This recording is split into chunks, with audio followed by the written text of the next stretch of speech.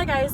Okay, so in my last TTC video that I did about 6 weeks ago, I left off getting the clear from my hyperplasia to go ahead and start fertility treatment again. So I went ahead and called my doctor from the fertility clinic and scheduled an appointment. That appointment was at the end of March 30th.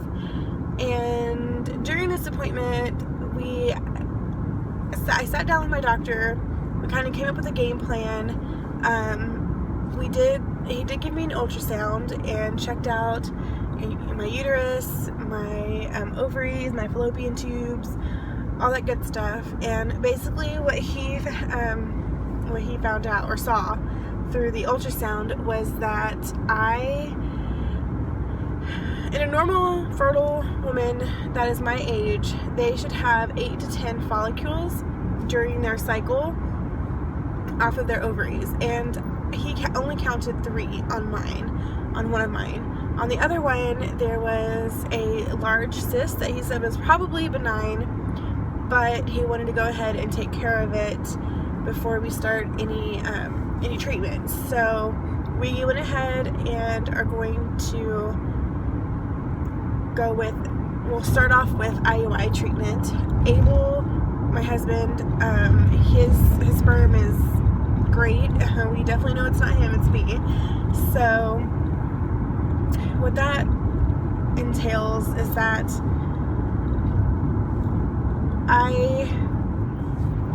there was a popo and I don't want to get pulled over for distracted driving.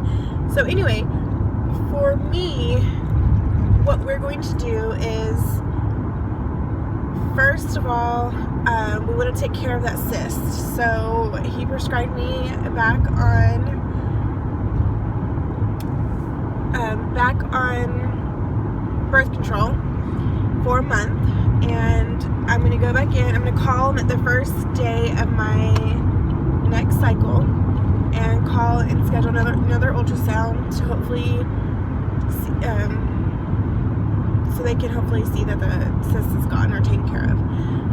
But before then, he wanted me to get an HSG test. That's a really long word. I don't know how to pronounce, so y'all look it up. But what that is basically where they put a catheter through your vagina and cervix into your uterus, and they insert iodine through your fallopian tubes to make sure that they're not blocked. Well, this is supposed to be done from between days 8 and 10 of your cycle. So when I went in last Wednesday to my doctor, my fertility doctor, I was on day 1. So I went ahead and scheduled that for today. And oh geez. So I went in to the radiology clinic or whatever you call it, and he basically tried twice. He tried to get this catheter through my cervix, and I mean, I have the worst luck, the most horrible luck ever when it comes to anything to do with my cervix. I don't know, I have no idea like what's wrong, but my cervix is curved. That's why it took 2 times to do my biopsy the first time that I had to get done, and then the second time that I had to get done for like my 3-month follow-up, they ended up not being able to do it and scheduling me for a hysteroscopy. So I mean, it's just completely against me, completely totally like does not like me, I guess. I don't know. So what he suggested was that I go to my doctor, and luckily these 2 facilities were literally like 2 blocks apart, so I just walked like not even like a quarter of a mile to each building. But anyway, he suggested that I go to my doctor, have them dilate my cervix, and come back. Now, what he at first suggested was that I come back during my next cycle, but I'm like, or not my next cycle, but the next day or the day after, because I was on day 8 of my current cycle.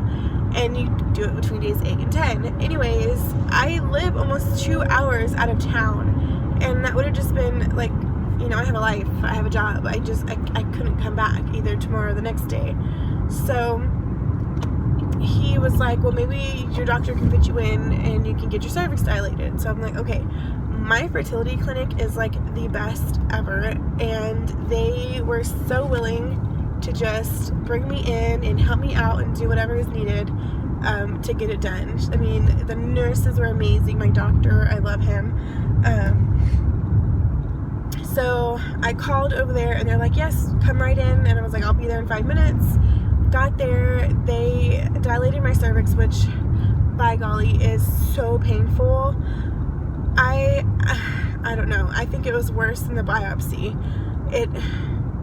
I don't even know what they do. I have no clue what they did because it was like so quick that they didn't even have time to really explain to me, and I didn't really care as long as it got done. Oh Jesus, I'm gonna have to look that up. But they dilated my cervix, and I literally like had to walk, you know, the couple blocks back to the other facility. I'm in so much pain, but I mean, I can tolerate pain pretty well. I'm not a complainer. So I went back to the radiologist clinic. That's not even what it's called, but anyways, and they were able to fit me in again to try and do it once more, but he wasn't successful. He couldn't get it done. He called, you know, my doctor from the fertility clinic, and they discussed the situation. It was just, you know, my cervix is like hostile or something. I don't know. It just is not cooperating. So basically, my woman parts were all beat up today and for nothing, because nothing was completed. So I don't know. I have no idea. I need to call my doctor and see like where we're gonna go from here. I don't know if there's any other kind of procedure we can do to make sure that my tubes aren't blocked. I don't have any idea. But with all of that being said, I'm currently on cycle day 8, and I mean, I'm